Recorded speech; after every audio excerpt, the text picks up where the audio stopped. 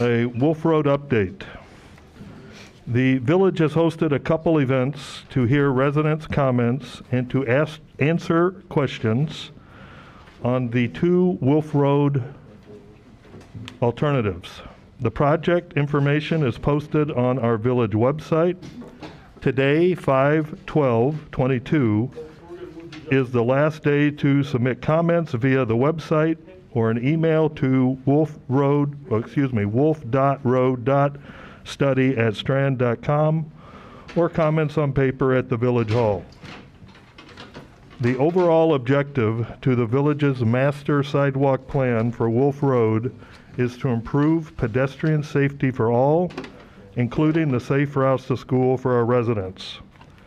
This objective includes a sidewalk or multi-use path or bike path on each side of Wolf Road. Pedestrian paths along Wolf Road have been an objective of the village since 1990, when the Plan Commission and the village staff approved the Wolf Road Pathway Study. I have a copy. This is so old that it was written on a typewriter. In 2018, the village board unanimously approved an Invest in Cook grant to explore a sidewalk and multi-use path/bike path on each side of Wolf Road.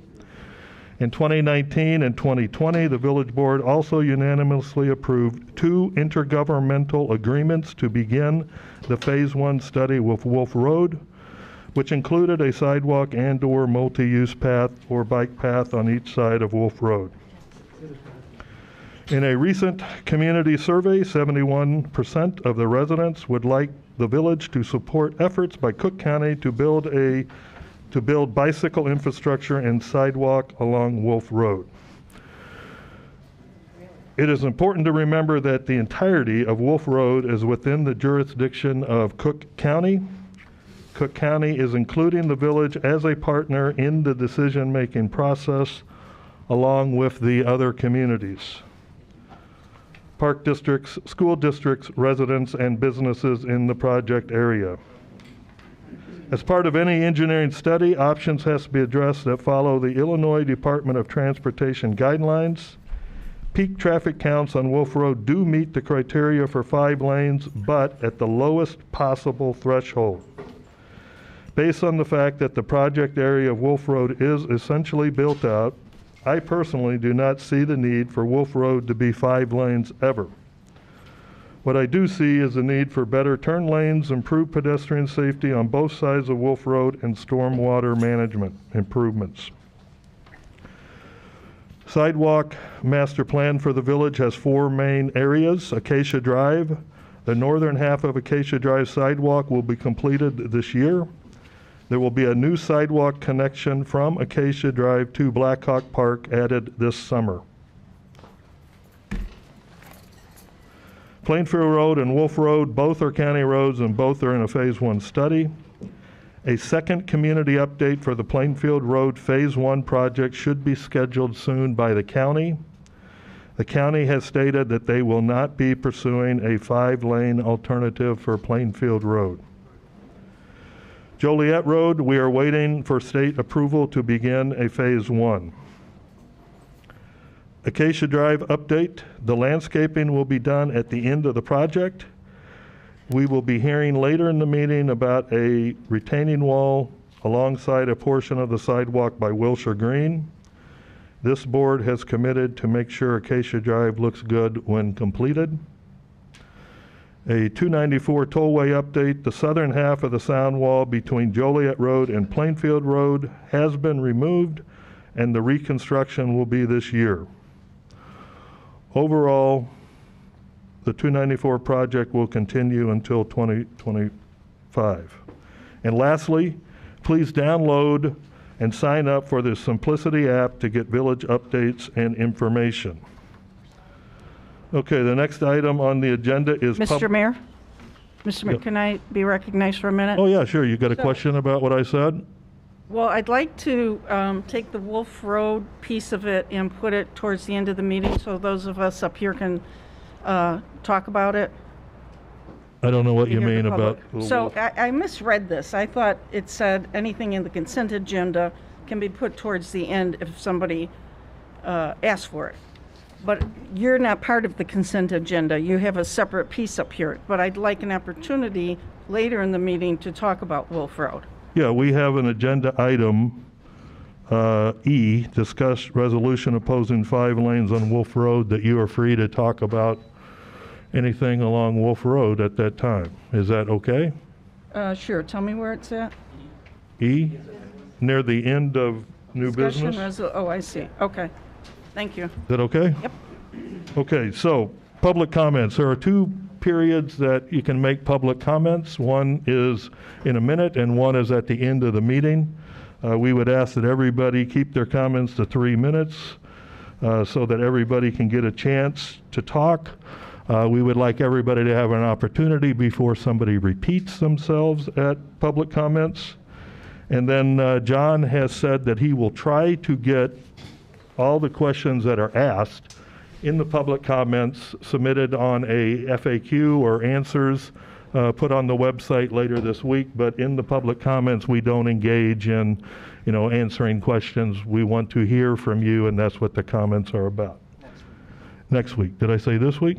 I'm sorry. Yeah, the answers will be next week. So with all that said, if you don't mind using the microphone so that people that are watching this either now live or on the recording can hear everything. Public comments, anybody? Mark? Yeah, Tom, thanks. Can I take this off while I'm talking? Is Sure. that possible? Thank you very much. Good evening, everybody, friends and neighbors. It's good seeing all of you here. It's been a while. I was asked in the last couple of weeks if I would introduce the Wolf Road Advocacy Group, who we have 6 people here tonight are going to come up and give, not repetitive, but they're going to give comments on specific issues that that affect the Wolf Road project. It's nice to, as far as I'm concerned, is that we are blessed with a wide variety of very educated and accomplished people in diverse industries. And that each of these people can bring their unique experiences, knowledge, and perspective to the issues confronting you as the trustees, the county board, and most importantly, the residents of Indian Head Park. A group of these residents have asked me to provide an introduction for the perspectives of the voices of Wolf Road Advocacy, which include the people here tonight, and over 700 of the residents who signed the petition supporting the suggestions and visions of this group as a whole.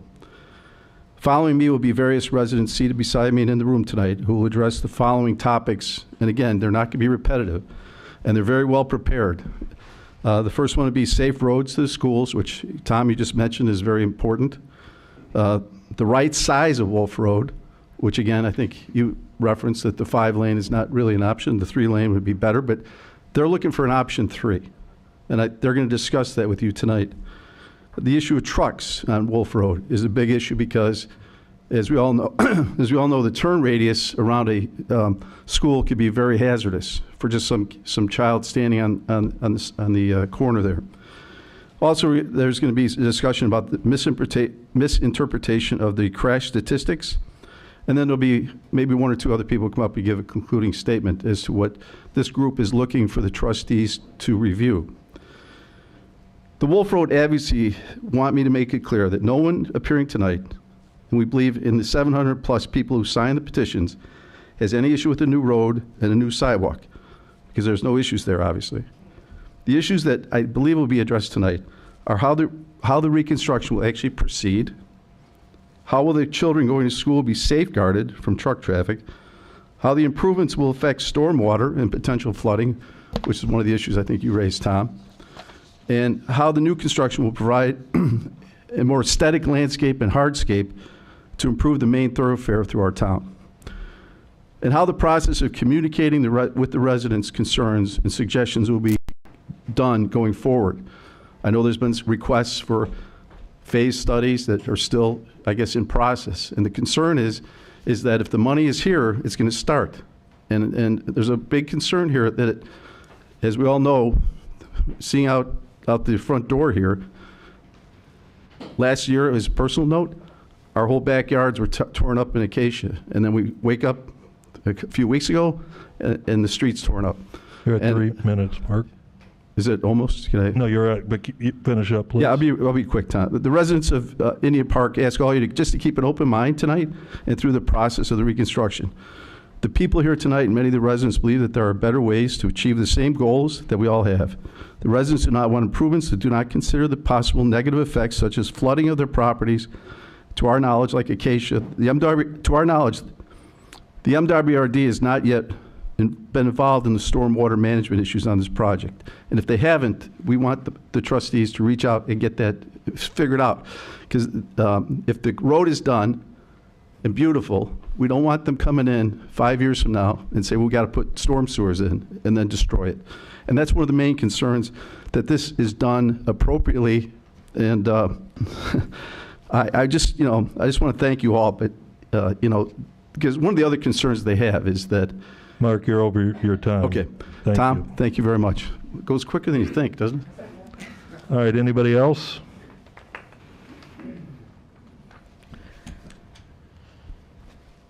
Hello, my name is Debbie Brannon. I have been a resident of Indian Head Park for 28 years. I live at 6500 Wolf Road, which is at the intersection of Thunderbird and Wolf.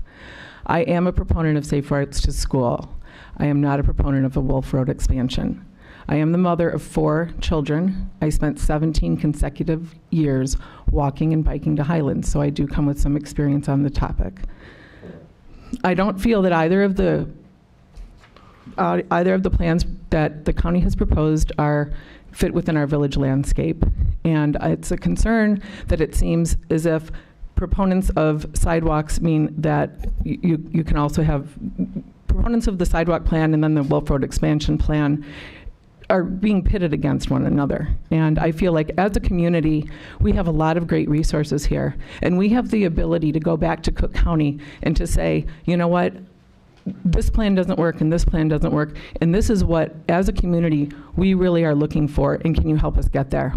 One of my main concerns is with the multi-use path on the west side of Wolf Road. It's a 10-foot wide path. That path has 16 what they call intersections. I will tell you that as a mother traveling back and forth to Highlands, one of the most dangerous places we ever crossed was the Ashbrook Crosswalk. And the reason is, as cars approach Wolf Road, they might be going slowly, but they are rolling through crosswalks, they're rolling across white lines, and they're rolling across stop signs, and they're stopping at Wolf Road. If they are turning right, they are only looking to the left to find out if there is any vehicular traffic, and they are not looking out for pedestrians. I, as a pedestrian, and my children as a pedestrian, experience this many times.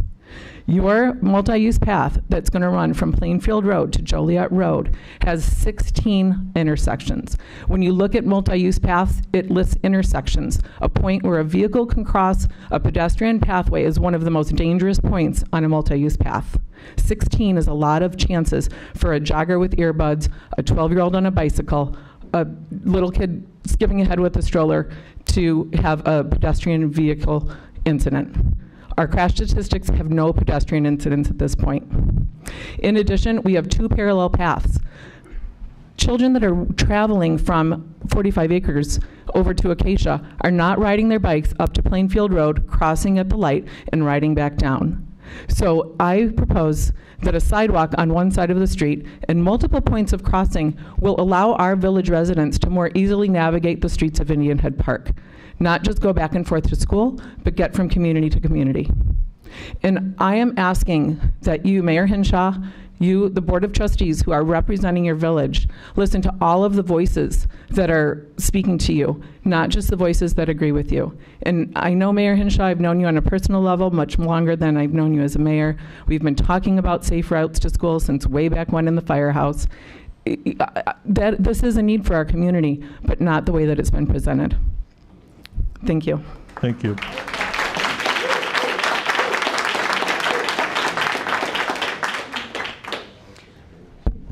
Good evening. My name is Christina Saldana. I'm a new member of the Indian Head Park community. I've been here only 18 months. I live on 6612 Cochise Drive. But I come with a lot of experience in terms of government, and because I worked in government for 16, 17 years. And I want to talk about the safe path for the kids. The American Association of State Highway and Transportation Officials, or AASHTO, sets the standards, specifications, and guidelines used in highway design and construction throughout the United States. This AASHTO guide recommends that two-directional shared use paths should be 10 feet wide, just like the one that you're proposing. But in certain circumstances, the width can be reduced to 8 feet, just like you are doing when it goes under 294. When it goes under 294, it's 8 feet with 2 and 2 on each side. That's 12. Yet, when it goes right by my neighbor, Sandy, it takes 18 feet, and it takes half of her driveway, lengthwise, rendering it useless for no reason, because you could actually reduce it by her house or in other places to make it safe for everybody and not take properties. And some points of the proposed design is 10 plus 3 plus 5, that's 18. And there's no need if you can actually design it like the AASHTO says. In fact, on Chapter 42, 3.02 about bike paths versus sidewalks, that same guidelines that are used by all highways departments say that some suburban sidewalks may be preferable to on-road bike accommodations. You're not gonna have bikes on the road. That's the point. So use the sidewalks, particularly if they provide adequate width, do not have excessive number of driveways or conflict points, like the 16 driveways or conflict points that are on the west side of the street. You have only 4 on the other side. So you're actually designing your multipath on the most dangerous side of Wolf Road with 16 instead of 4. In fact, designers should consider traffic volumes and anticipated usage. For less than 100 users per peak hour, a two-way multi-use should be 8 feet. Again, with 2 and 2. From 100 to 300 should be 10 feet. But we don't know how many users use Wolf Road because no study has been done. So how is it that you already design or you already are accepting a multi-use path that at some points uses 18 feet when you don't know how many people are gonna use it in the different points of Wolf Road? You don't know how many people cross. You don't know how many people might actually use bicycle. And even in the future, your numbers show that we're gonna increase in traffic 10%. 10% of 0 is still 0. 10% of 10 is only 11 people. So you don't know how many people are gonna use this path. Without a study on pedestrian or bicycle traffic volume, how can we approve this path and take people's properties? We ask that you right-size this proposed path to our current and anticipated needs. Actually design it to our needs for now and for the next 25 years. Also, we will want assurances that the road will reflect the beauty of our village with the correct landscape design and made part of the proposal, not as an afterthought with a possible $80,000 that will not pay for not even 30 feet of landscape. Christine, you're over 3 Thank you. minutes. Thank you.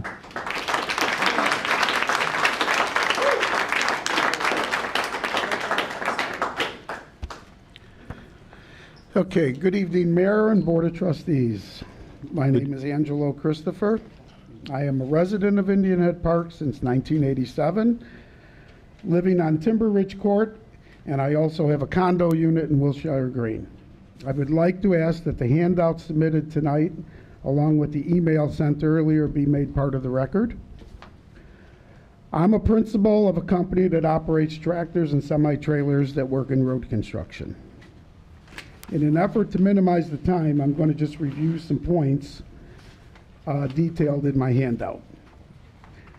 A complete street reconstruction promotes wider travel lanes and has intersections constructed to accommodate a tractor semi-trailer of 65 feet in length to make turns and promotes a legal weight limit of 80,000 pounds. There are multiple factors that will contribute to an increase in truck traffic. Our area is in close proximity to 2 quarries, I-55, I-294, and less than 2 miles from one of the country's largest intermodal packing facilities. There is also pending approval by the Countryside City Council for a truck fueling station to be built at the corner of 55th and East Avenue. In meetings with multiple industry trucking company reps and with truckers themselves, they agree Wolf Road will become a viable alternative in truck trip planning and usage. Existing road widths on the current on Wolf Road do not allow the ability to safely navigate right turns today from Plainfield to South Wolf and from Wolf Road to southbound Joliet. So today, these 65 trucks avoid Wolf Road. Trucking industry is going through a major transformation as company-owned trucks are becoming the minority, as more independent truckers, brokers become the dominant operators hauling freight and construction material. This makes truck enforcement a more difficult task. Our police force needs to have a truck enforcement officer to help maintain safety on Wolf Road and enforce truck safety laws, including overweight and speeding. As truckers use this route more, we will have increased noise pollution caused by both truck engines and air braking. Another huge impact will be increase in air pollution. All diesel-powered trucks currently in Illinois are exempt from emission testing. Due to Illinois law, Cook County and the village cannot restrict truck traffic. It is legal for tractors and semi-trailers with a length greater than 65 feet to access any road for the purpose of loading, unloading, food, fuel, repairs, or rest within a 5-mile radius of their route. Bottom line, Reconstruction means more truck traffic, more air pollution, more noise and safety issues associated with trucks. Mix that with children walking to school or riding a bike, and we have the perfect recipe for accidents. We are asking the Village of Indian Head Park and Cook County Department of Transportation to reevaluate the Wolf Road proposal Phase 1 plan, as we believe it will make our current residential thoroughfare turn into our arterial route used by trucks, impacting our natural surroundings, quality of life, and the overall value of our homes. Thank you. Thank you.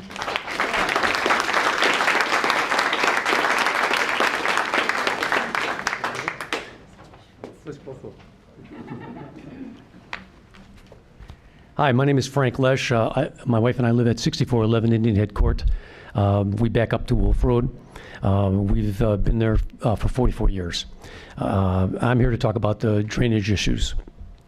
I'm not an engineer, but I owned a home inspection company for 25 years and until I retired. And then for 5 years after that, I was the executive director of the American Society of Home Inspectors.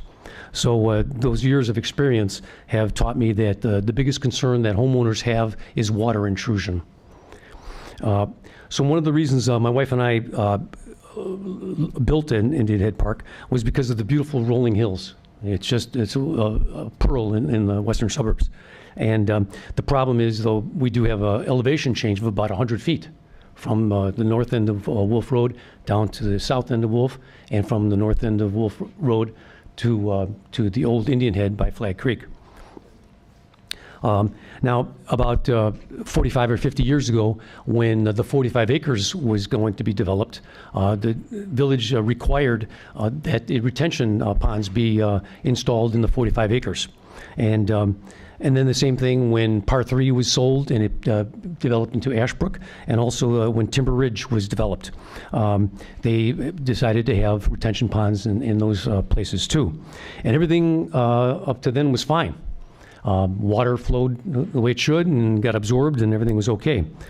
But about 20, 25 years ago, when Wolf Road was improved and they put deceleration lanes in and made the shoulders wider, all of a sudden there was a lot of flooding along Wolf Road, particularly in my neighbors' properties.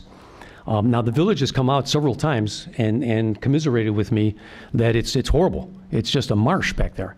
And I've paid thousands of dollars to have a landscape architect put in French drains and a swale. And I even dug a trench along the shoulder of Wolf Road to try to relieve the water and go where it's supposed to go. All to no avail.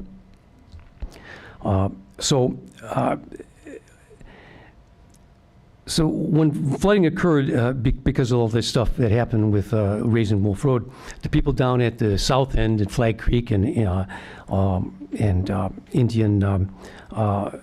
Woods townhomes, they all started getting standing water, and when the water backs up, it fills up almost all the way to their streets and sidewalks. So it's a real concern. So I think right now Indian Head Park is at a watershed, and in regards to flooding. The proposed plan for 3 lanes with expanded the bicycle path and the sidewalk, that's going to take up about 30 to 40% less permeable surface area for this rainwater to get absorbed. So that means that all that water is going to go someplace. And without seeing any kind of concrete plan, other than, oh, we'll take care of it, because I've heard that for 40 years, and it just hasn't happened. So I believe it's incumbent on the village to protect the residents and whose homes will be adversely affected by the flooding changes that will occur in Wolf Road. Thank you. Thank you, Frank.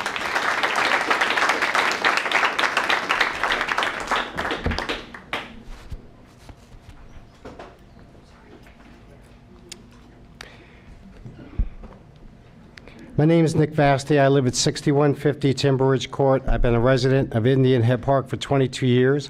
My kids walk to Highlands, so I appreciate and support the goal of safe routes to school with sidewalks. The Wolf Road expansion is currently proposed would negatively impact the value of our most valued possession, our home, as well as for our neighbors. I've done a detailed review of the crash statistics and segment data that was provided by Strand as part of their Phase 1 study for alternatives for the Wolf Road reconstruction. As an engineer, I'm very familiar with analyzing data, and it appears to me that the data has been skewed to show crash frequency to favor a preferred outcome in support of a 3-lane TWLTL option. I provided a packet for each board member with details and spreadsheets, but want to provide a summary for this meeting. The analysis on the first worksheet indicates the biggest crash frequency is at the intersection of Joliet and Wolf Road, where there are already northbound and southbound left turn lanes, yet the intersection crash rate is 1.15. All the intersections on Wolf north of Joliet have intersection crash rates well below the critical index of 1. Some of these intersections already have left and right turn lanes. The intersection in this segment that has the highest crash rate is Acacia Drive North, where the rate is 0.28. Interestingly, the intersections at I-294 South and 79th have similar crash rates of 0.3 and 0.27, yet the engineering firm appears to be recommending against the left turn lane in these areas, while they feel a left turn lane is needed at the intersections north of Joliet, despite having lower crash rates. The intersections at Wolf and Hiawatha, Thunderbird, and Eastgate were not even included in the totals. All these intersections had crash rates of 0, which would lower the overall crash rate for Wolf Road. I also want to know why they include the crash rates on Black Hawk Trail, which is a road that's parallel to Wolf. These crashes should be excluded from the segment data. The data for Wolf Road North doesn't meet the critical crash frequency metric of 1.0, so I'm questioning why Strand made the recommendation for a TWLTL option when it seems the crash numbers don't substantiate the outcome. I provided data on the second worksheet that shows the crash segment frequency for portions of the roadway. The analysis is misleading. As we know from the first tab, the majority of the accidents occur at Joliet and Wolf. To properly analyze the crashes in the different segments, they should do the crash study at south of 79th, from 79th to just south of Joliet, the intersection of Wolf and Joliet, and accidents north of Joliet, such as from Cochise to Sequoia. We request the engineering firm provide the data in this format to make it more useful for our evaluation and roadway design. The next step should be to request the specific design solutions at each intersection that reflect actual conditions based on current traffic counts, turning movement counts, traffic crash details, and resident feedback. The engineering firm needs to respond to these questions regarding the crash data interpretation. The village and county needs to provide a more contextual design of the roadway based on current accurate crash and segment data along with turn movement counts. Looking at the crash volume north of Wolf Road for the data I provided does not justify a two-way left turn lane as currently designed on the roadway. A more unique and refined solution is needed to make sure we're designing a safe roadway that's in keeping with our natural environment and residential area. Thank you.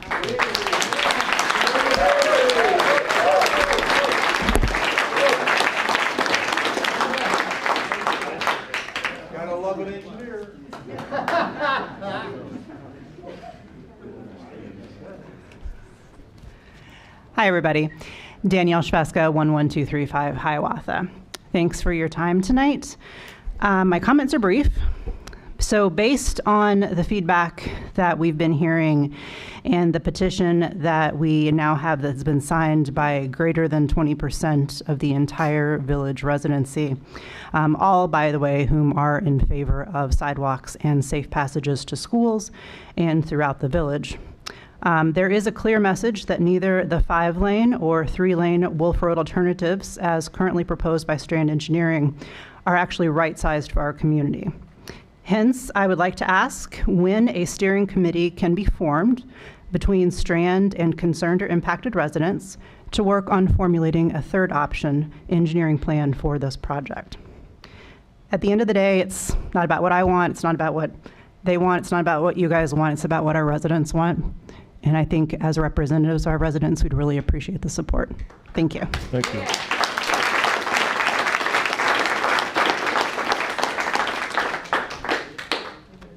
Good evening. I'm Amy Jo Wittenberg. I live at 6120 Timber Ridge Court.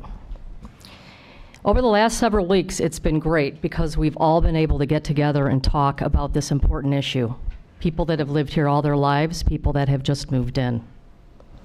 One of the most disappointing things that I've heard is that our residents don't believe village elected officials and our professional administrators share a common vision for Wolf Road.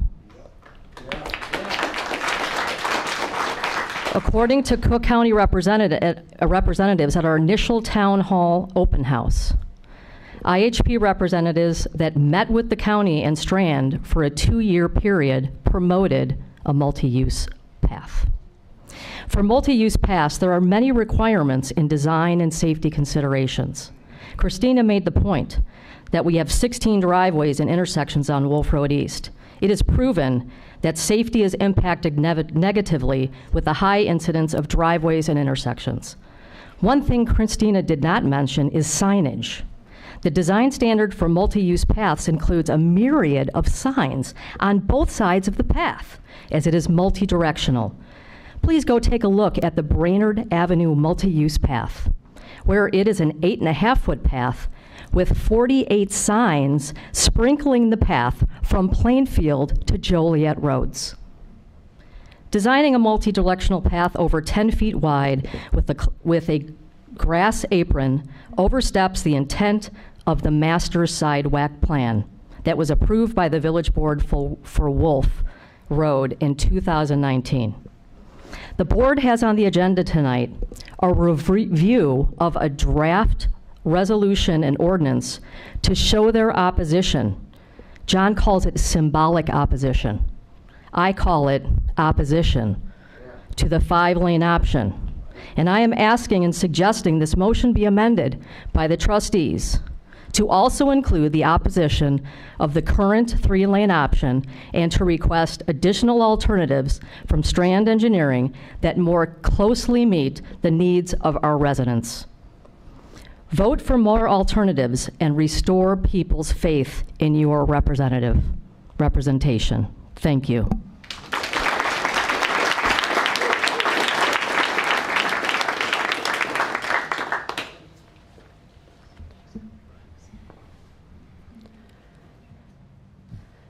I'm Dale Holmquist, 11131 Indian Woods Drive. First of all, I want to make sure that the video details and photos that I sent to both you, Strand, Mr. Morrison of Cook County, have been included as part of the public record submitted for May 12th. Everybody's been given a copy. Second, we requested the project location drainage report from Strand, and we're told it won't likely be available to the public until year's end. It seems that these reports should be accessible. Are you in possession of them? Please let us know if we can see them. As you know, drainage concerns have become a hot button to many residents. Keep in mind, the after effects of the widening of 294 are still not known, and that project won't even be completed for 3 years. One thing we absolutely know is that the 294 widening will divert more water into our community with a negative impact. Strand's widening plans without any public drainage plan seem premature and very wasteful. Third, we canvassed our village businesses, and none of them were aware of this road widening proposal. There was no notification from you or their landlord. Most of the businesses signed our petition against 5 lanes. They want to seek a better plan that conforms with existing road and landscape limitations. They want to have a sidewalk for safe passage to their businesses. With a 5-lane plan, you must consider that business livelihoods are at risk with loss of parking spaces, increased traffic, and the potential of more trucks turning at the intersection by Joliet Road. Please consider adding the following to your drafted resolution or opposition resolution, as Amy just mentioned. The 5-lane expansion will have a negative impact on our small businesses and their revenue streams by reducing spaces for parking and easy access to their businesses. Your earlier resolution for Plainfield Road did not include businesses because none existed there, and you're copying and pasting that. Overall, we need better communication so our 4,000 plus residents and every business owner knows what's happening in our village in real time. We need you to stand with us for a better plan, preserve our village character, save our trees, provide adequate drainage, allow for safe passage, save our neighbors' yards, and won't destroy any homes. We need to protect our market values, and you cannot expect us to diminish our lifestyles simply to have a better road and better passage throughout the village. It's just not acceptable. We ask you to partner with us, with your residents, and fight for us, our village, its character, as hard as we're fighting on our own. This should not be adversarial. This should not be ours alone to fight. We should all be on the same page and want what's best to save this village. Thank you.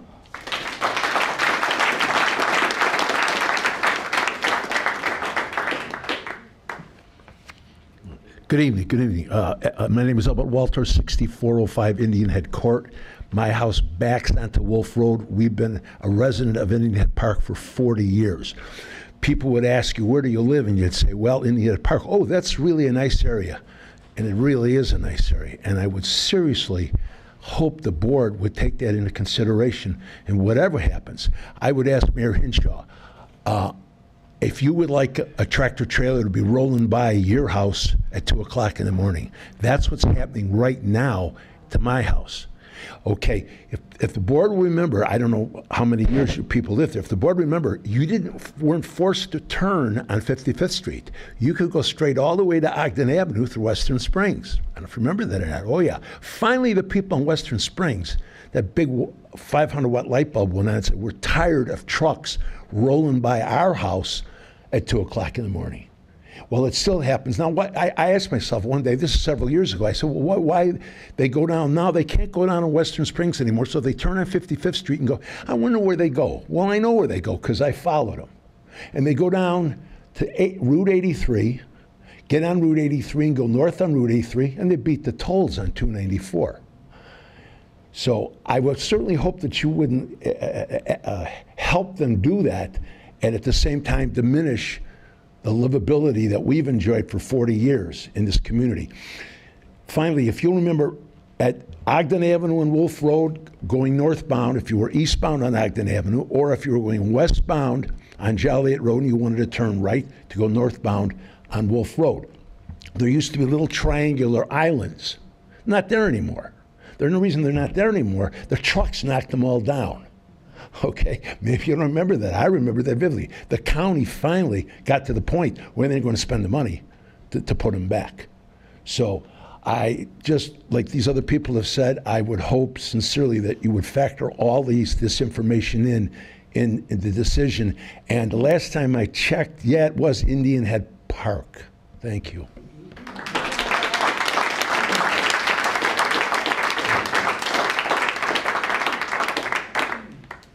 Anybody else? Craig? I'll get up. One of the things that was so disturbing about this study, well, let me ask this, it's kind of a rhetorical question. Was there anything in the goals of this study saying protect as much as possible the foliage and the trees lining Wolf Road? No. Was there anything in there about protecting the natural beauty of Indian Head Park? Was that one of the goals of the study? No. Was there anything about protecting property values of the people who live here? No. So if, and hopefully when, there's a new study put out, I would like to see 1, 2, or 3 of those goals added to the overall goals of the project. That is to protect the foliage, to protect the look and the bucolic nature of Indian Head Park, and to protect as much as possible people's property value. Thank you very much.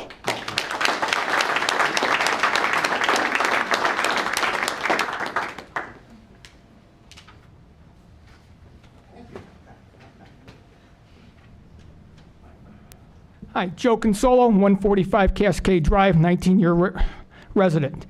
I'd just like to point out that you keep mentioning the number 71%. That was less than 300 people. Yet we have over 700 petitions that have been signed. You have all these people here making it very clear that they do not want the 2 plans that are submitted. And I think you need to listen to the community and let's stop manipulating numbers. It's really insulting. As a former political science major and a former government attorney that's retired, I like things accurate. And the bottom line is, I'd like to see that way we actually matter, because I don't think the residents do. Thank you.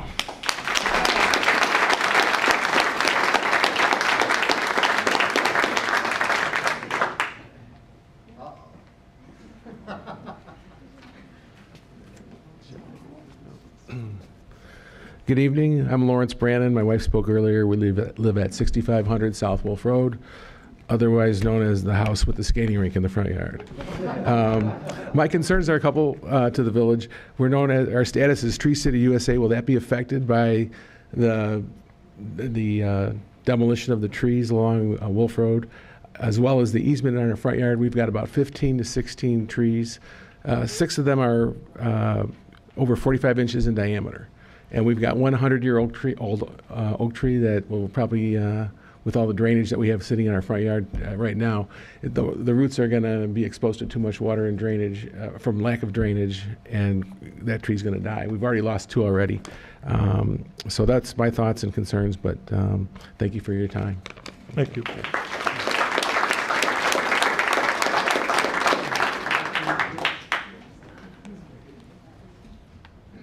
Good evening. My name is Dan McCarthy, and I'm a resident of Ashbrook. And this morning, coincidentally, I just happened to see 2 words that I think we should bring up. On LaGrange Road in the residential area, I was behind a truck. And the truck had on the back the words oversized load. Think about that for a minute. That's the last thing I think we want to see on Wolf Road. Trucks bearing the sign oversized load. Thank you.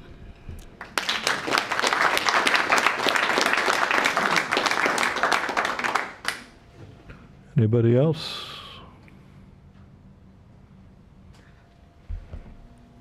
Hello, my name is Laura Turk. I've lived here less than a year, and I came here not expecting to have my first meeting be 2 hours of people seemingly being not listened to by their representatives.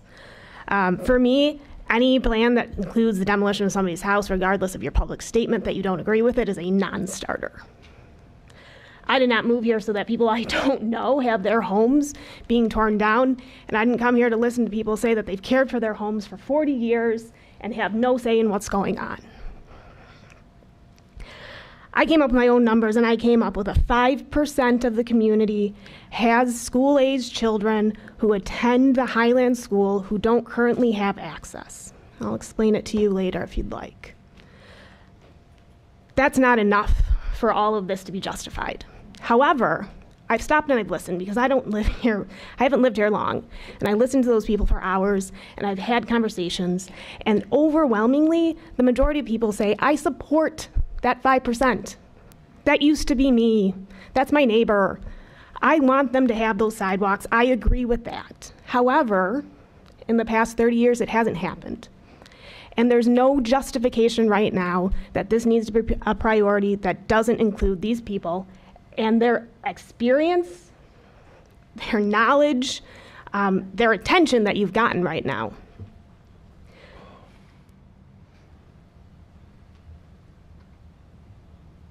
Overwhelmingly, these people support it, and over these years, it's not a top priority because it affects a very small amount. However, overwhelmingly, people support it. So if this needs to be shelved, then let it be shelved, because having a plan that's 3 lanes that we have no control over once they start, and they change it to 5 lanes like they changed Plainfield Road to 3 lanes last month, is not something the community wants. And right now, it's overwhelmingly feeling that there is no way that we can stop it once it's started, and it's already started. My other statement that I want to make is that I would like to ask you to stop using the term safety and children's safety to manipulate your wants. Putting a child 3 feet away from cars trying to pass a semi-truck to make a yellow light is not safety. Having an open access from a children's playground at Sacagawea Park to 294 for months is not children's safety. There's been no barricades, no fencing for months. An open construction zone where children can access an interstate on foot. That's children's safety. And if you don't know it, you don't know your community. So I'm not calm and collected like these people because I'm angry that my neighbors have to put up with this. I'm unhappy that this small community of 4,000 people who are smart and educated, who support one another, are in a place where they have to be contentious with their local governing body. And I'm asking that we listen to these people because that's what I've been doing, and overwhelmingly they support it being done the right way. So, thank you. Thank you.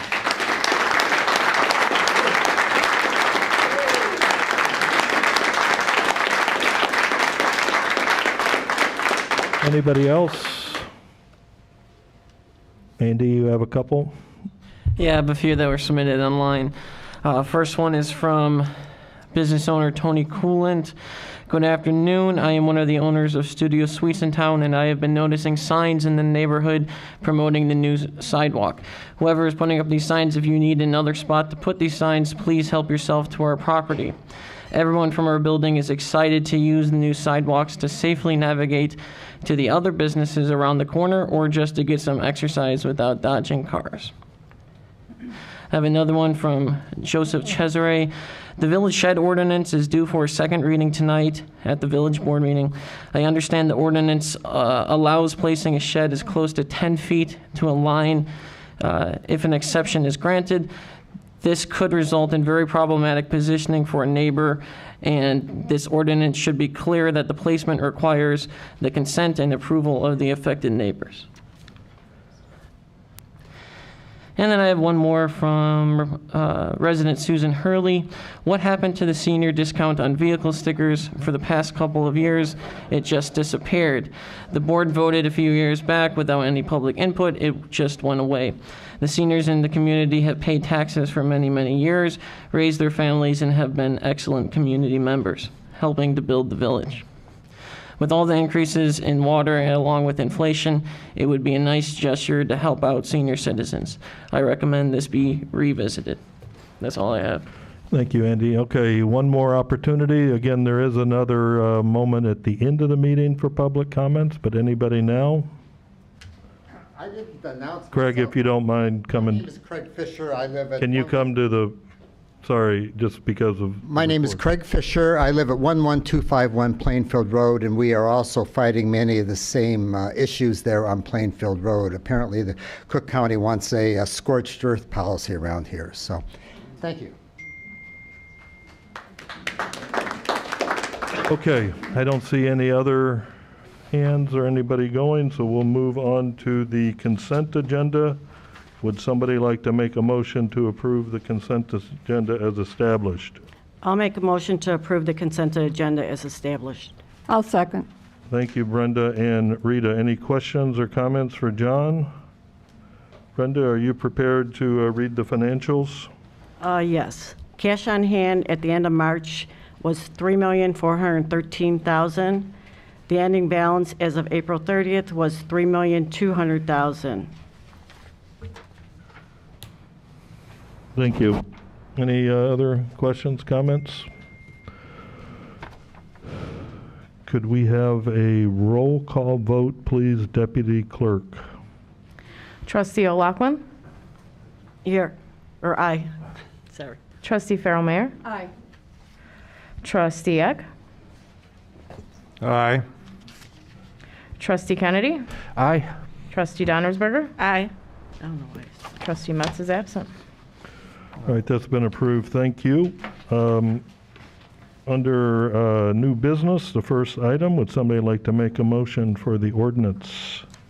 I make a motion to pass. Excuse me. I make a motion to pass based on the recommendation of the Planning and Zoning Commission, Ordinance 2022-21, an ordinance amending the Village Zoning Code regarding the placement of sheds as part of the special use process. I'll second that. Thank you, Rita and Sean. Andy, is this you? Yeah, I got it. So the Planning and Zoning Commission made a determination in a 4-2 to 1 vote, 4 yes, 2 no, and 1 abstained, that the current shred criteria should be modified, that it is too restrictive because that it leads to situations in which the only viable location for a new shed to be placed would be in front of a window or possibly on a patio. Another difficulty that arose throughout this process was that homeowners applying for a new shed special use felt that the rules were not fair to them because existing non-compliant sheds were allowed to stay outside the buildable area with signatures, but they could not do the same. So that is kind of the reasoning why the Planning and Zoning Commission made that recommendation. As far as village staff, we recommend approval as well. We don't have any concerns with modifying the rules, and I think in some situations it may actually help with the screening or hiding of sheds from the public view. And it is also important to note that all sheds, new or existing, would still have to go through the special use process, would still have to go through the findings of fact of the Planning and Zoning Commission, the Village Board of Trustees. Signatures from adjacent homeowners would still be collected, and that is a weighty factor when considering approval of the special use. And so that's pretty much all I have. If there's any questions, I can take them. Any comments or questions from the board? Okay, I don't see any. Anybody? Okay. Lisa, could we have a roll call vote, please? Sure. Trustee Farrell Mayer? Aye. Trustee Kennedy? Aye. Trustee Donnersberger? Aye. Trustee O'Loughlin? Aye. Trustee Eck? Aye. And Trustee Metz is absent. Motion carries. Thank you. Next item up. Rita, do you want to make a motion? I make a motion based on the recommendation of the Planning and Zoning Committee, Ordinance 2022-22, an ordinance allowing a fence at 6537 Howard. I'll second. Thank you, Rita and Charlie. Andy? Yeah, so a little background. This is the last home in the Bartlett subdivision for special uses that we are considering. It is nearly identical to the situation of other homes. It has an existing fence and shed. The shed and fence were there for a long time prior to the current homeowner's purchase in August of 2020. The Planning and Zoning Commission recommended with the 6-0 vote to approve the shed special use as well as the existing fence special use. That's all I got. Yep. Any questions or comments from the board? I don't see any. Roll call vote, please, Lisa. Trustee Farrell Mayer? Aye. Trustee Eck? Aye. Trustee O'Loughlin? Aye. Trustee Kennedy? Aye. And Trustee Donnersberger? Aye. Trustee Metz is absent. Motion carries. Thank you. Rita, you're on a roll. Yes. I make a motion to pass based on the recommendation of the Planning and Zoning Commission, Ordinance 2022-23, an ordinance allowing a shed at 6537 Howard. Second. Thank you, Rita and Charlie. Andy? Same thing. It's been their existing 6-0 vote from Planning and Zoning. Thank you. Any questions or comments from the board? Roll call vote, please. Trustee Farrell Mayer? Aye. Trustee Eck? Aye. Trustee Donnersberger? Aye. Trustee O'Loughlin? Aye. Trustee Kennedy? Aye. Trustee Metz is absent. Motion carries. That's passed. Thank you. Okay, the next item up is an ordinance 2022-24 garden barriers first reading. So we're not voting. It's a reading. Is this you, John? Yes, it is. Sorry, Andy. That's all right. So the state of Illinois passed a law that said that municipalities cannot restrict home gardens, which makes a lot of sense. However, our code of ordinance says that a fence is a barrier. So, or any barrier is a fence. So if you want to have a substantial garden in your backyard or front yard, and you want to protect it from animals, you're going to have to put screening around it, hence a barrier. So this really is an offshoot of the state law. So we want to be able to have people have gardens and have them protected with chicken wire, which is a barrier. So that is the reason for the ordinance. And if you notice that the village has a public garden area, we sell garden boxes that's behind our pump house. So we also want to be able to put up screening to protect the plants that we are planting also. So that's the reason for the ordinance, Your Honor. Thank you. Any questions? I have several. Yep. What's the height limitation on the? 3 feet. From what point? From the top of the planter, so you can put it over. Okay, and is a garden, a flower garden, say in the front, if someone has a full array of flowers, that would be considered? If they wanted to, yes.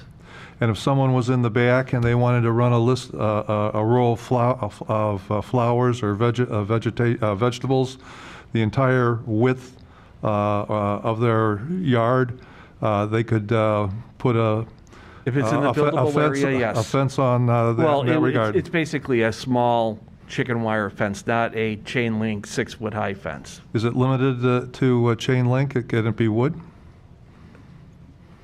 It has to have apertures or spacing between it. So it has to be either mesh or fence or chicken wire, sorry. It can't be a solid structure. John, I heard you say buildable area. Is that what we're saying? The garden no, has I'm sorry. So you can't put a garden up to your lot line. You know, I'll mention also, this is something the Planning and Zoning Commission discussed about regulating gardens generally, as well as just the allowing for chicken wire. And this is something that it came up at the meeting, and I think the commission agreed that they would like to look at certain regulations like setbacks or sizing of gardens, things like that. It is important to note, like John said, that the Garden Act, which was passed last year, prohibits municipalities from making regulations that would effectively ban a garden. But if it's okay with the board, the commission would like for to consider the modification of the zoning code to regulate gardens, to have setbacks, to have size requirements, to address kind of what Trustee Eck is going towards. Yeah, I feel that those kinds of additional definitions would be appropriate with this kind of regulation, a modification to our ordinance, and would suggest that we add those additional limitations such as size and et cetera to our ordinance, or a commitment to address those immediately afterwards if we're looking to pass this one as it is. Which is why this is a first reading. So like the gardens in the back behind the pump house, I believe they stand about 2 feet, 2.5 feet. So then we're saying you could go up 3 feet from that? Yeah, to prevent the rabbits or any animals that might jump to get up there. Because they can still jump a couple feet up. If there's no chicken wire, they're still going to get into it. Yeah. That's the idea. So maybe we, going on Charlie's thing, maybe have a height limit of the flower box or garden, because we couldn't put a 5-foot flower box, right? Because then that's essentially a wall. Yeah, I think the thought right now of staff was that kind of like this, we would put a zoning code modification in the public newspaper, post all the necessary notifications, and then at the next Planning and Zoning Commission have an in-depth discussion of what kind of regulations we want to have for gardens. The concern here was this, that we wanted to clarify the code so that if you have a chicken wire, it doesn't count as a non-compliant fence, and that you're able to protect the garden. So they are related issues, but I definitely think, yeah, we can get going on this at next month's Planning and Zoning Commission and get it to the board the same month.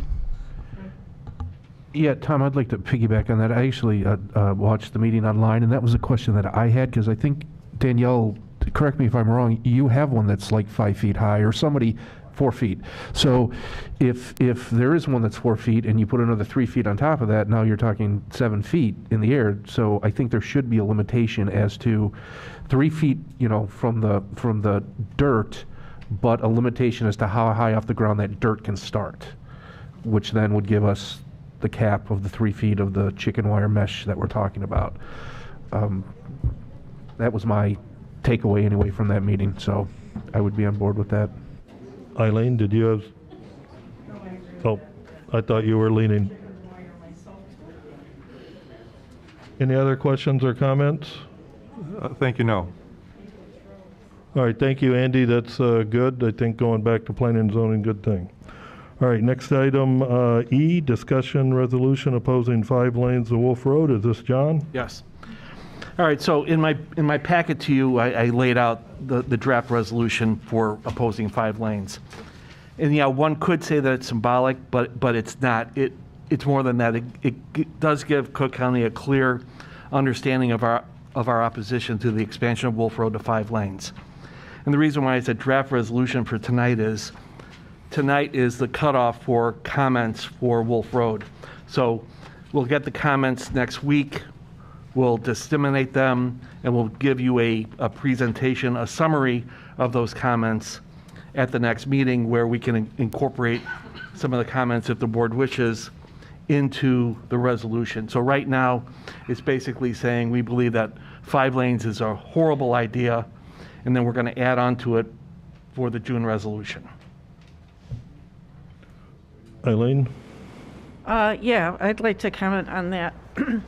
I'd actually written up my remarks and actually put together a slide presentation, but after listening to the residents tonight, I think you've said everything that there is to say. You've covered just about everything.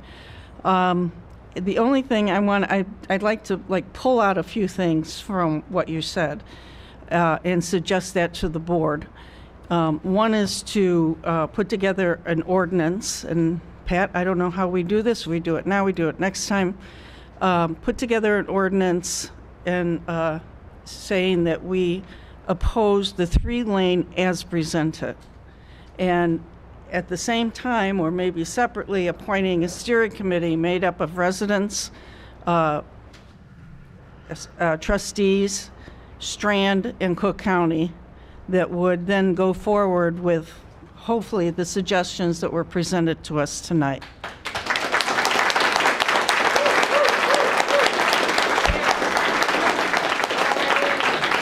One thing I do want to say that I had prepared, though, because like many of you, I just value the beauty of Indian Head Park and the tradition of keeping, we're Indian Head Park, right? And we're supposed to be keeping with the traditions of the Native Americans who came here and valued the environment and valued the beauty of our environment.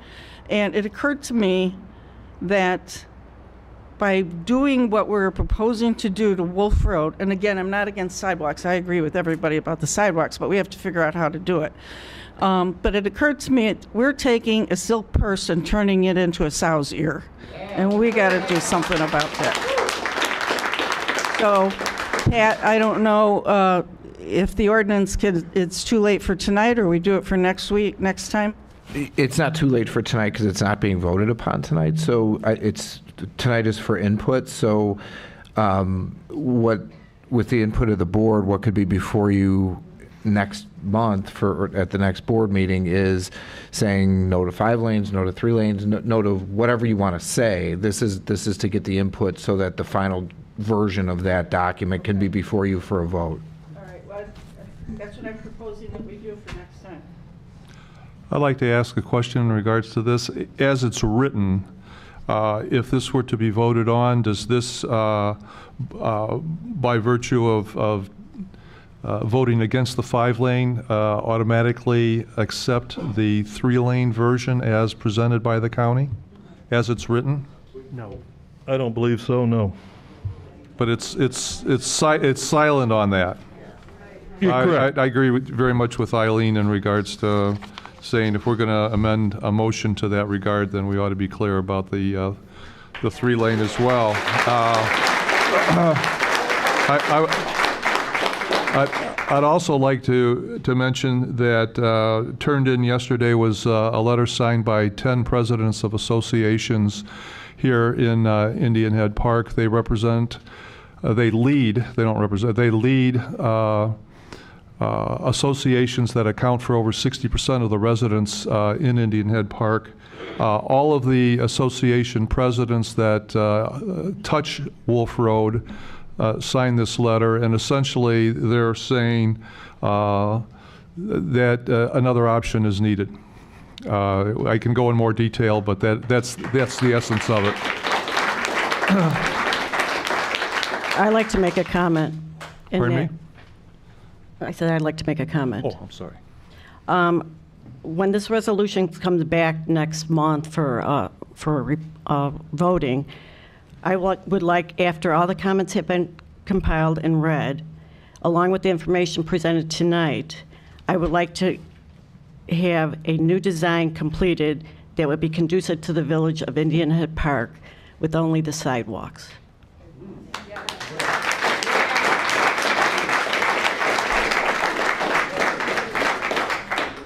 And not 5 lanes or 3 lanes.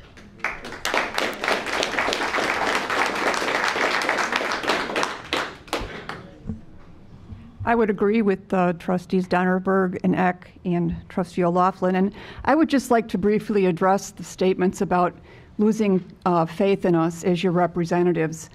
We're your fellow neighbors, we're your fellow residents. We care about this village. We donate our time to sit on this board. I've been here 8 years working as a trustee, and I do it because I care.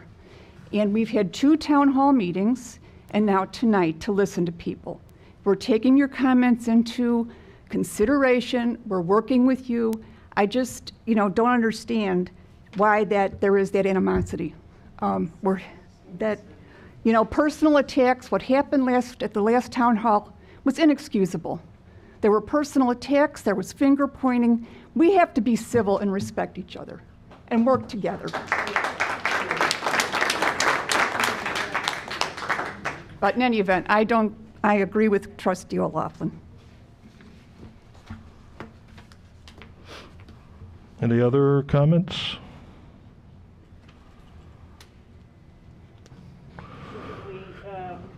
Table this and work on it for next. We don't have to table anything because it's not up for a vote, but I think there's been clear direction given by the board as to how it should appear when it comes before you for a vote. Thank you. All right, next item is the Heritage Center discussion. Is this Rita? Oh, yes, it is. You did receive as part of your board packet, a discussion about the Heritage Center. Just as a brief history for the new trustees, this was acquired by the village back in, gosh, I suppose like 15,000 years ago, or 15 years ago, excuse me. And since that time, the village has spent over $130,000 in maintenance and repairs on that building. The outside looks great. The grounds look good. In 2014, there was an advisory referendum where 62% of the voters stated that the village should sell the Heritage Center.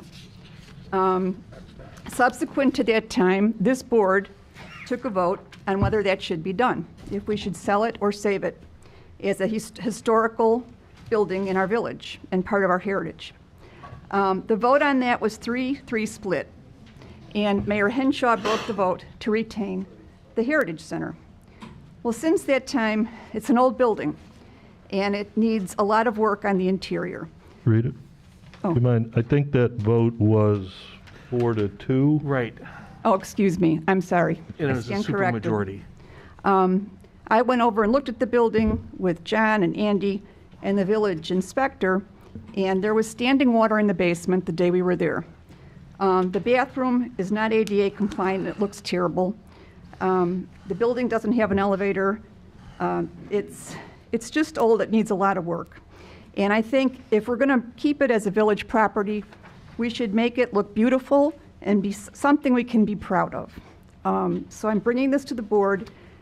John is trying to get me some hard numbers on what all these repairs would cost.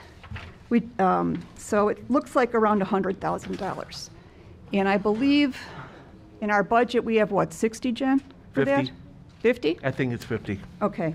And obviously, we don't need to do all these things at once, but I think it could be a wonderful community center, not just a library, and have a lot more use. So I'm putting it up before the board. We did get Wi-Fi there this week, so that's one good thing. Did you get what? Wi-Fi. Oh. And we'd it just works, like to I will see it- attest to that. Pardon me? It works, I will attest to that. Good.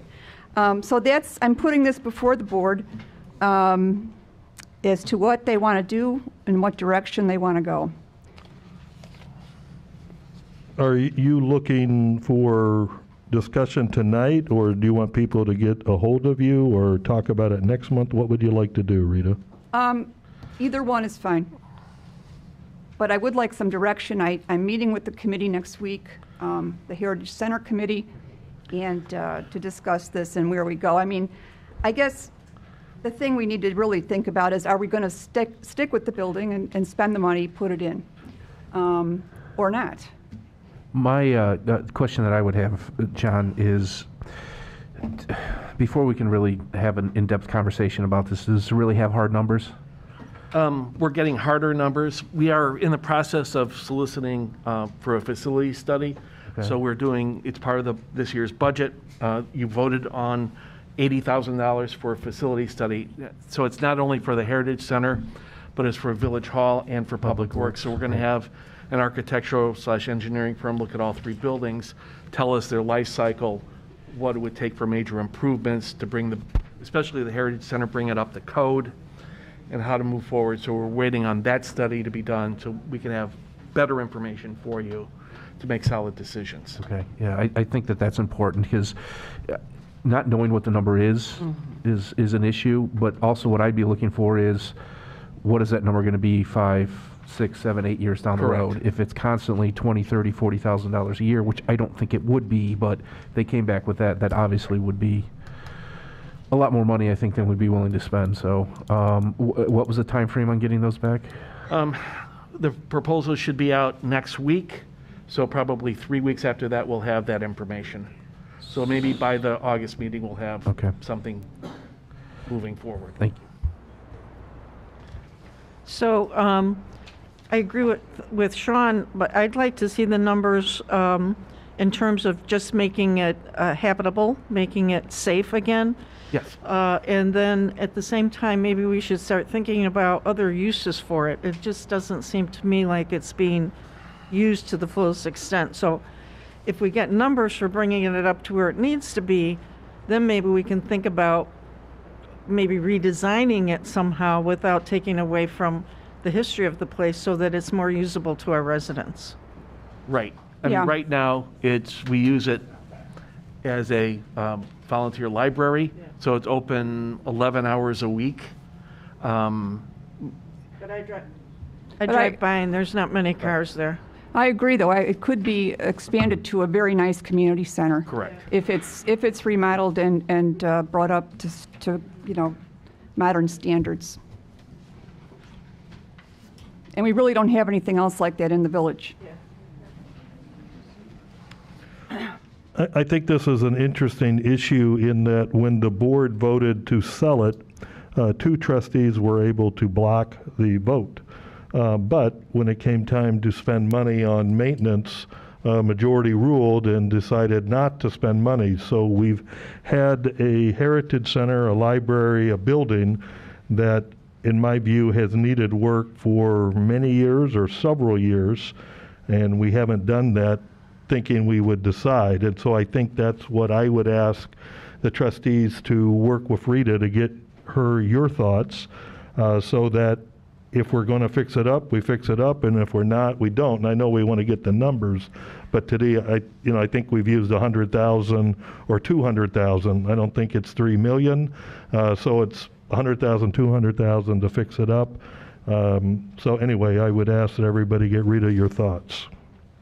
Rita, anything fine. else to add? No, thank you. Okay, next item, we go to reports. Trustees, I will start with Charlie, and we'll go around the dais. Charlie, anything to report? The only thing is we're not through with our conversation on Wolf Road, and expect that we should be listening to what's being said here today and figure out what our next step is as far as the board in responding to that. Thank you. Rita? No further report. Thank you. Trustee O'Loughlin? I agree with Charlie that it's important to continue the conversation on with Wolf Road, and it's going to be really important to bring another design to the community, and that's something more conducive to the community. And I also want to say last Saturday we had a ribbon cutting ceremony for Egan Payne, who is the Boy Scout that was completing his Eagle Badge, and his project was putting in all the different garden plots. We had a total of 15 put in, so he raised the money to do that, and we have officially, there's 14 already taken, and we have 1 left if anybody is interested in it. The Easter egg hunt went quite well. Over 3,000 eggs was gone within less than 2 minutes by the kids, which was great. And then in August, we're going to have it's a community show over at Blackhawk Park with C-Spar again, and that'll be August 20th and also on September 17th. So more information to come on that as well. And that's all I have. Thank you, Brenda. Thank you for all your work on you and the team for the Easter egg hunt. I think that's our most attended event in the village each year, so thank you. Sean?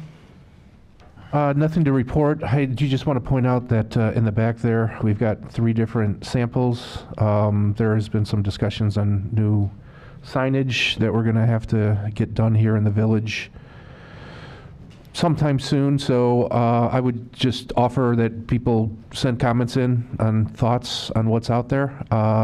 We'd appreciate some feedback. That's it. Thanks. Elaine? Nothing to report except to thank Brenda for the Easter egg hunt. My grandchildren had a blast. Good. All right, thank you all. Village clerk and treasurer are absent. Village attorney, anything to report? No, sir. Village administrator? Yes, one of the our promises to the people on Acacia Drive during the reconstruction is that we would look at landscaping improvements or other improvements as a result of construction. And the people from the Wilshire buildings had some concerns about headlights being shown during after construction. So Village has modified the plan a little bit on the Wilshire part of Acacia Drive, what's in their right-of-way or their ownership. And we're going to be putting a retaining wall, and it's about a 75-foot retaining wall. And Don, if you can tell me exactly where the retaining wall is going to be. Can you come to, Don, can you come to the podium, please? Thank you. It's not 75 feet high, right? No, it's not 75 feet. 75 feet in length. Yeah, 75 feet in length. At the end of Acacia Circle to the south, that it's a real steep section of the landscaping from the corner going 75 feet north. So. And so it's basically going to stop headlights from shining into. Exactly. Yeah.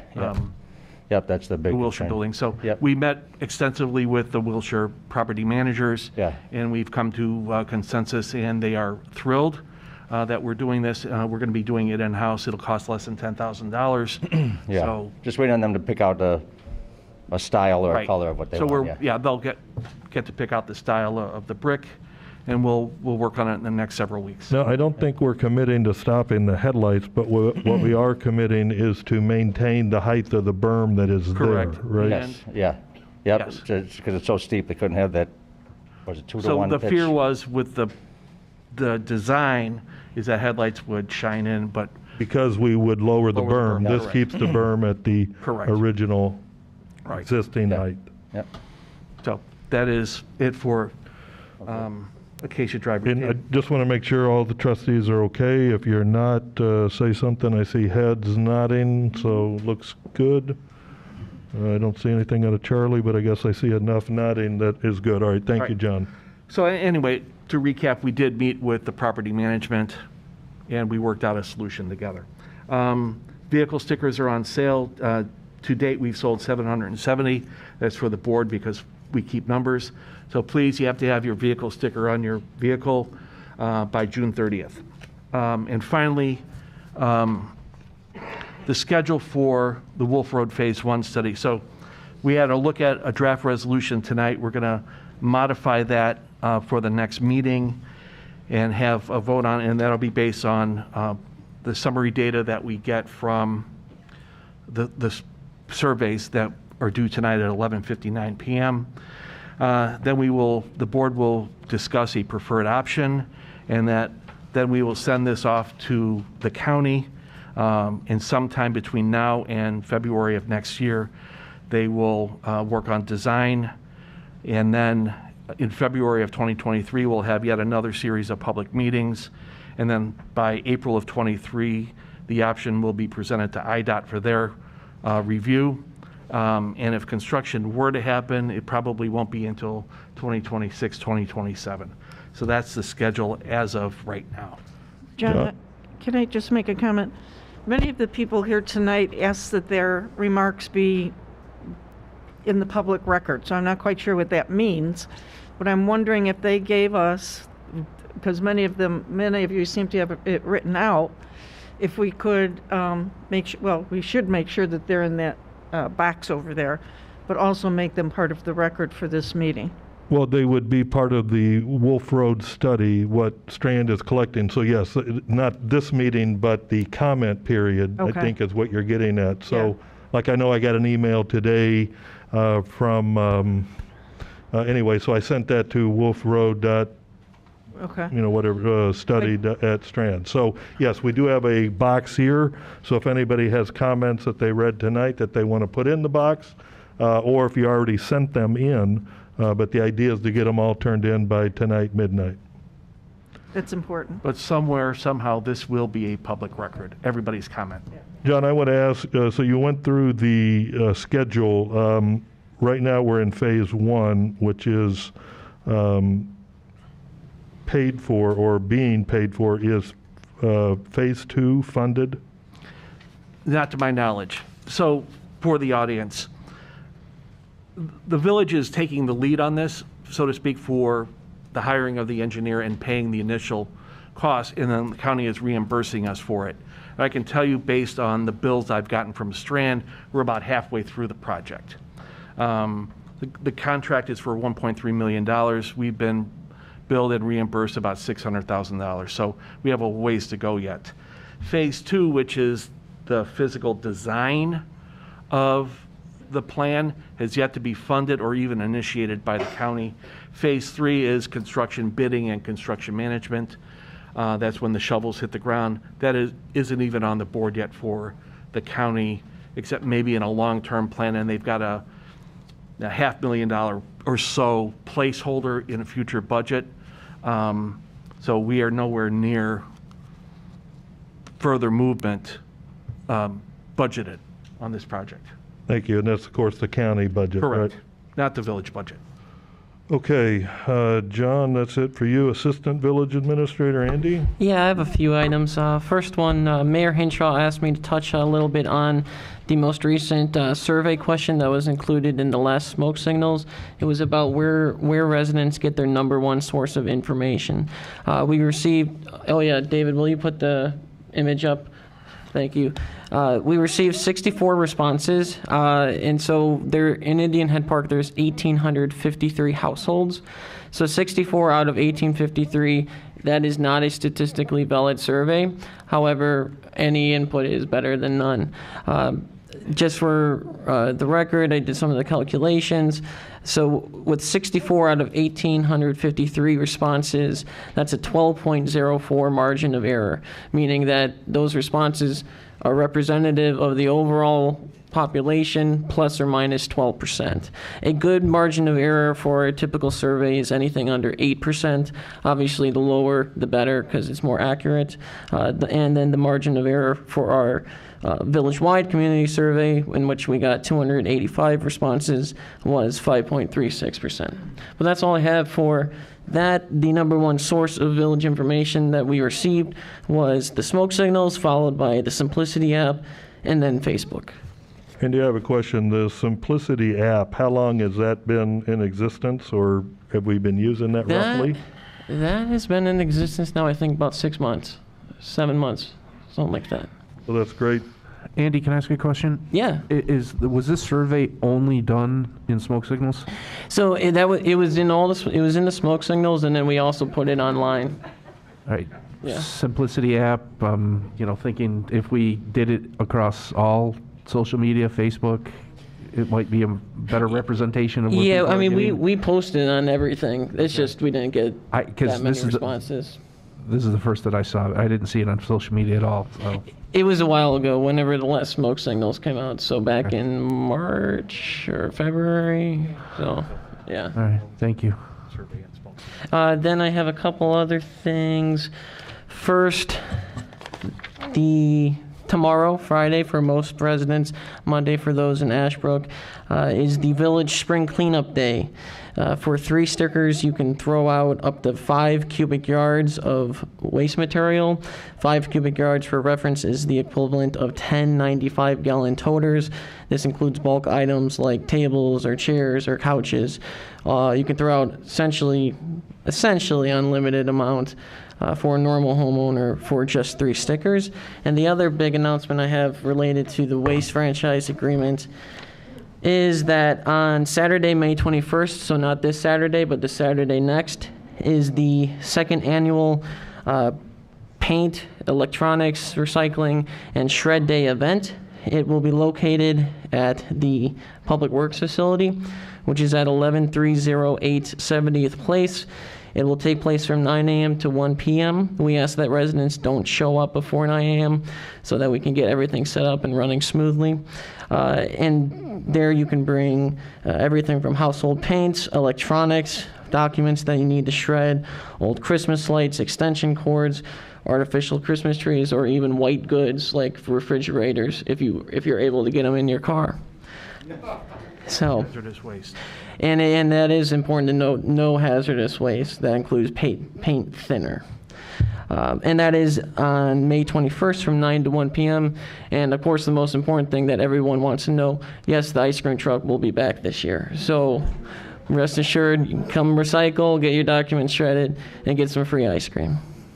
Andy, thanks to you and the team for last year. I think it was a fantastic event, so really it's a good opportunity. If you have stuff, bring it down. The line is fairly quick, and you just run in. There's different stations to drop stuff off, so it runs pretty smooth. Thank you. And you must be an Indian Head Park resident, a driver's license or vehicle sticker. That'll get you in. So that's all I have. Thank you, Andy. Item G. Tom, before you get there, can I ask one quick question? Is Mike coming up later for? He's up next. Is he up next? All right, Mike. I'm going to ask you a question piggybacked on what Andy just talked about. So, if you don't mind. Okay. And on the refrigerator, I think if memory serves, I want to say ComEd used to come and pick it up and actually give you $50. So if literally you have large appliances and don't want to load them in the back of your car to bring them to this day, I don't know if that's still out there or feasible. It's somebody shaking their head now. I know at one time they did do that, so if not, sorry. Thank you, Sean. Mike, Police Department Head report. Thank you for waiting patiently, sir. Good evening. I should be first on the agenda. But short and sweet tonight. We started our electronic ticketing, Quicket. It's run mid-April so far, and what that entails is the driver's license is swiped, barcode reader. The license plate is run like we normally would run it, and it's all imported into the ticket that's issued. It's starting to speed up the process a little bit. People aren't waiting for 15, 20 minutes on a traffic ticket right now. It's going pretty quick, so we're not getting too many people mad at us. Cameras, we have 2 cameras up on Wolf Road, Plainfield Road, and down the 7200 block. We're still waiting for the upgraded cameras from both companies. Chicago, the tollway highway system, they ordered 1 million of cameras, and we're at the bottom of the totem pole. What else do we have? Presentations. We've done several presentations with our 3 of our officers. Rob Verber, our new officer from Westchester, Joe Carmia, and Lindsay Campione have done 3 or 4 presentations already to our homeowner associations. Our detectives also. As you know, we're members of 2 different task forces. MCAT, which is a local task force, Stickney, Justice, Countryside, and then the South Suburban Major Crimes Task Force, which is a great resource for our department. But I just want to comment on one of the cases that our guys worked back in 2021. They were involved in a kidnapping case, and it was successfully prosecuted, and the offender got 22 years in prison. So that was very good to hear. So some things do work in Cook County. Chief Koenig, if I could ask about the cameras. So these are license plate reading cameras, right? These are the LPR cameras, license plate readers. They're stationary cameras. I know that some people at prior meetings have been concerned about us prying into their windows. They're not adjustable. We can't joystick, toggle stick them around in order to look in people's bedroom windows. They're set on the street. I laughed the other night in the FBI program. They're situated, it would be like in the corner of this credenza, and somebody's walking in there and they pick up the picture. It's like, that doesn't happen. It's situated on the road. It gets a view of about 20 feet, and it captures the license plate, the make and model of the car for us. And this is a trial, right, that we're seeing how the technology works, and this is a system that we would use if there was an emergency. It's not real time. We're not monitoring that. Is that correct? It's not a monitorable system. You couldn't physically monitor with people. The way that it works is that it's called a hot list. So vehicles that are listed as stolen or of interest by another agency, those are uploaded every morning at 8 o'clock by the state police into our system. When a vehicle that has license plate that is targeted for this information, being wanted, stolen, involved in a kidnapping, something of that nature, our office would be notified via the computers in the car, cell phones. It would go off and give them the location and the direction of the car. So we have 2 in, we're going to get another vendor 2, and we're going to try that out for approximately a year. Is that? Correct. We tested 4 different systems. We looked at the most promising, Vigilant and Flock. Flock is up right now. We have 2 of their cameras up. We waited for the next generation cameras to be delivered instead of having the old cameras put up and then a month later having the brand new cameras put in. Part of the delay is with IDOT. IDOT takes forever to get permitting back to the village or anybody putting these cameras up in the state Joliet Road right away. Thank you. Any other questions, comments? Yeah, I got any issues so far with the cameras? No, we've had no hits, if by issues you're talking about.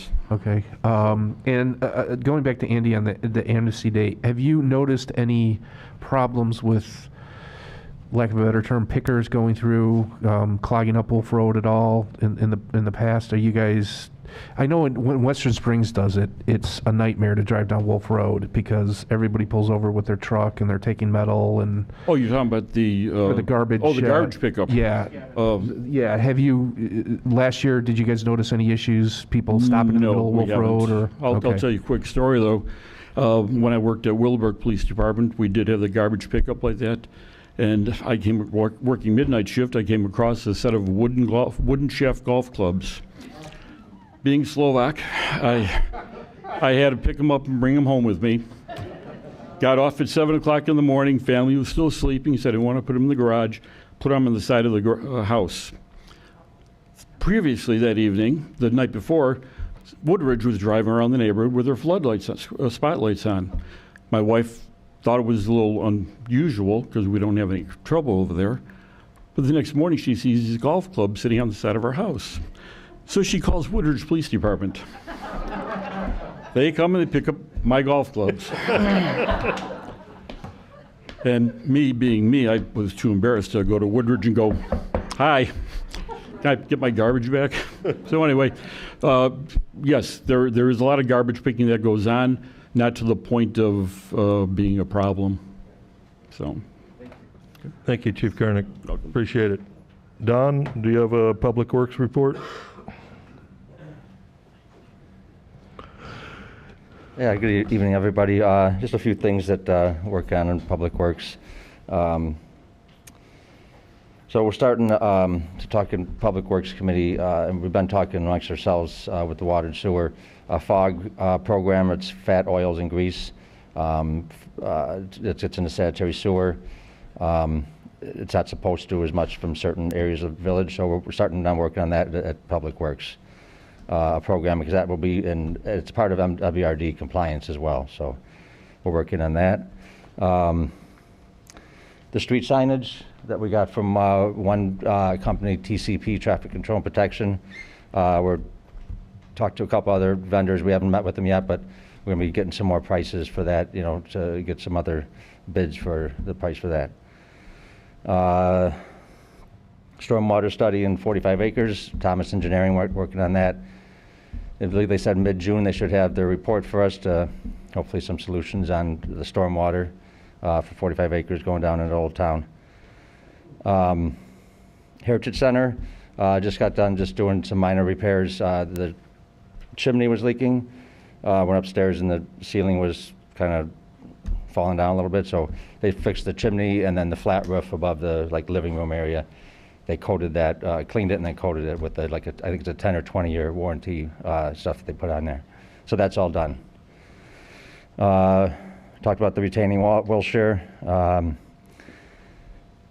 We have a tree grant. Andy was able to get a grant through the Morton Arboretum for 50-50 grant for trees, so we're doing a bunch of tree planting this spring, and it's like 35 altogether. We might split it up, half in the spring, half in the fall, just because of the manpower it takes to do all that work. So, but that's coming up. It's a pretty big project, so we're happy that we got that grant.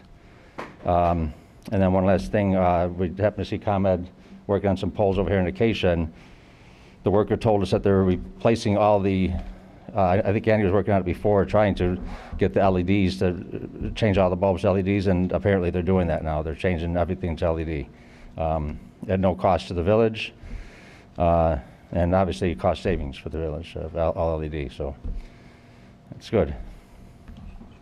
Thank you, Don. Any questions for Don? Okay, last item H, thanks, Don. Waste hauling report. That's just information only. Okay. All right, we are at the public comment section. Anybody would like to make a public comment? Yes.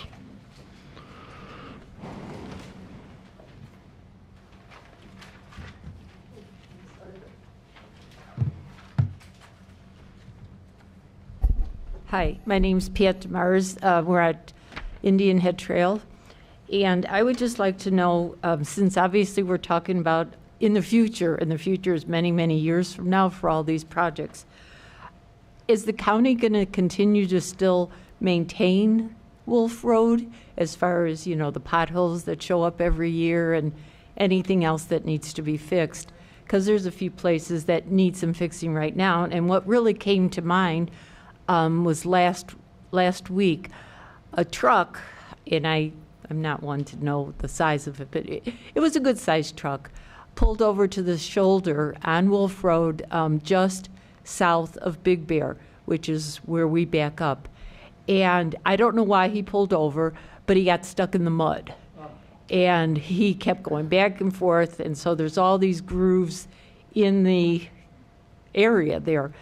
So much so that my husband called the police, they came out, then a tow truck had to come to actually pull him out. So the whole area is a mess there right now. That's just one thing. But I'm just wondering, is the county or is the village going to start maintaining things that are happening in the current period, as opposed to, years from now when we're talking? So It is thank a you. county road, so they do maintain it. But will they maintain something like that where we've got ruts in the grass?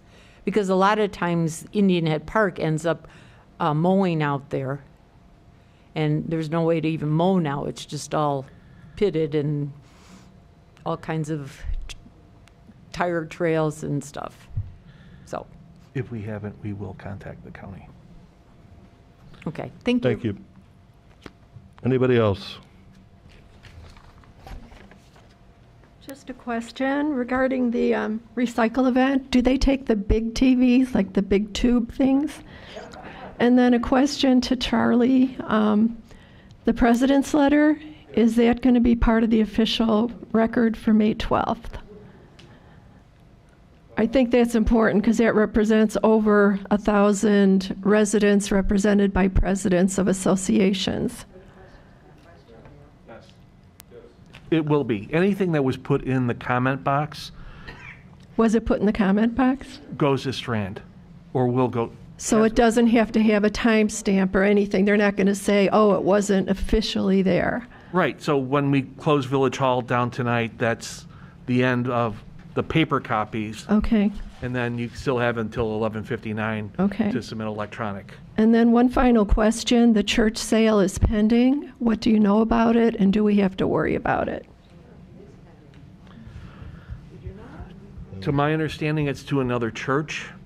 That is my understanding. So no zoning change or any major issues, if it is to another church. Yeah, John, I spoke with, blanking on her name, the woman from the Lionsville Church. It's a tentative sale with another church. Ebenezer Pentecostal, I believe is the name. Any other comments? One Lead next. quick comment about the Heritage Center. Can we get that on the ballot for a binding referendum regarding the investment in the Heritage Center moving forward, please? Can we make that request to the board to consider that? Not meaning to sell it, but to create a statement on the ballot at the next appropriate time, election, to consider the investment in repairing it. Because we keep, as Tom said, we keep reevaluating it and reevaluating it, and then it never gets decided on. Thank you. Nick?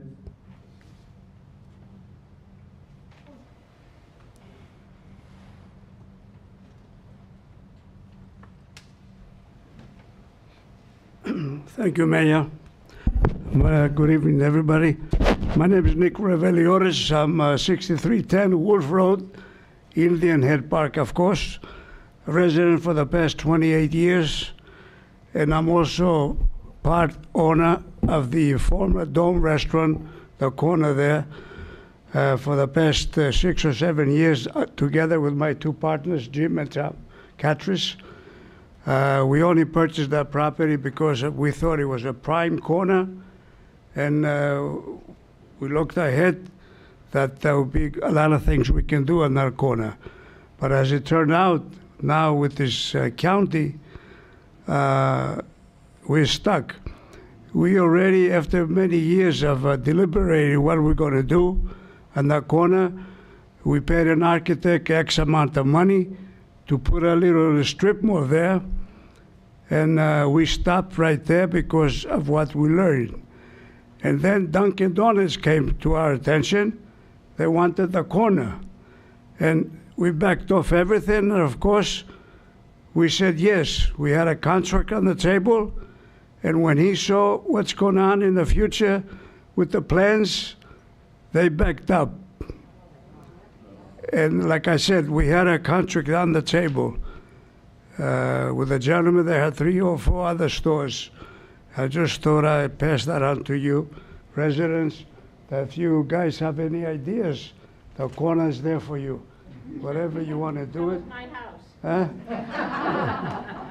Yeah, so We were looking for a lot of stuff to happen in that corner, but we have spent over $750,000 between purchase and knocking down the dome and maintaining it, just because we thought we were going to have something for the property to give us back some money. But unfortunately, it didn't work out. So I just thought I'll pass that on. Thank you very much, Mayor. Any other comments? I thought I saw somebody. Okay, I don't see anybody. Somebody like to make a motion to adjourn the meeting? I make a motion to adjourn the meeting. I'll second that. Thank you, Aline and Charlie. Voice vote. All in favor say aye. Aye. Aye. All opposed say nay. We are adjourned.